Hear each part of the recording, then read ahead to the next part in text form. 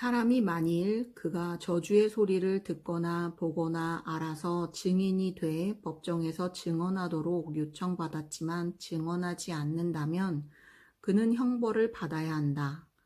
혹은 어떤 사람이 부정한 것, 곧 들짐승의 시체나 부정한 가축의 시체나 부정한 곤충의 시체를 만졌다면 비록 모르고 한 일이라도 그는 부정해질 것이다.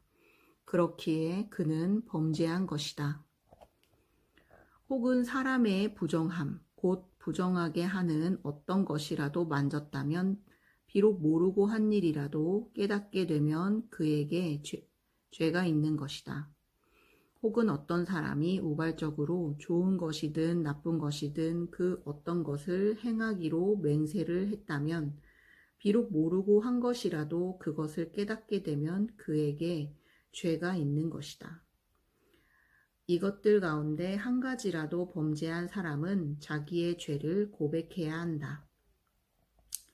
그는 자기의 죄에 대한 대가로 여호와께 어린 암양이나 암염소를 속죄 제물로 가져와야 한다.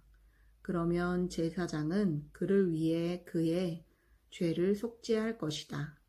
만일 어린 양을 준비할 능력이 없다면 그는 자기가 범한 죄의 배상물로 산비둘기 2마리나 어린 집 비둘기 2마리를 여호와께 드려야 한다.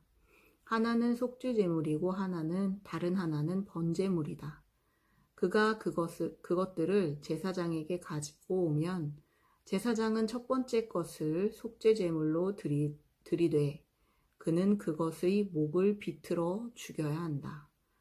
그러나 그것의 몸을 아주 찢지는 말고 그는 속죄제물의 피를 제단 옆에다 뿌리고 나머지 피는 제단 밑에 쏟아 부어야 한다.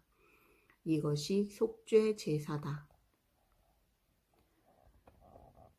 그리고 제사장은 두 번째 예물을 번제물의 방식대로 드릴 것이며 제사장이 그를 위해 그의 지은 죄를 속하면 그는 용서받을 것이다. 그러나 만일 그 힘이 산비둘기 2마리나 집비둘기 2마리에도 미치지 못하면 그는 고운 밀가루 10분의 1 에바를 자기의 죄를 위한 예물로 가져와야 한다. 그러나 거기에 올리브 기름이나 유향을 섞어서는 안 된다. 그것은 속죄 제물이기 때문이다. 그가 그것을 제사장에게 가져가면 제사장은 기념물로 한 줌을 쥐어 제단 위에서 여호와의 화제물들과 함께 불태워야 한다. 이것은 속죄제다. 이렇게 제사장은 그가 행한 그의 죄들을 속죄해야 한다. 그러면 그의 죄가 용서받을 것이다. 그 예물의 나머지는 곡식 제물의 경우처럼 제사장의 소유가 될 것이다. 여호와께서 모세에게 다음과 같이 말씀하셨습니다. 누구든지 불성실해 여호와의 거룩한 물건들에 대해 우발적으로 죄를 저질렀다면 그는 가축들 가운데 성소의 세겔로 그 가치에 해당하는 흠없는 순양 1마리를 속건 제물로 가져와야 한다.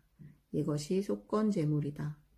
그는 또한 거룩한 물건들에 대한 자신의 죄의 대가를 갚을 때 그 값의 5분의 1의 값을 더해 제사장에게 주어야 한다.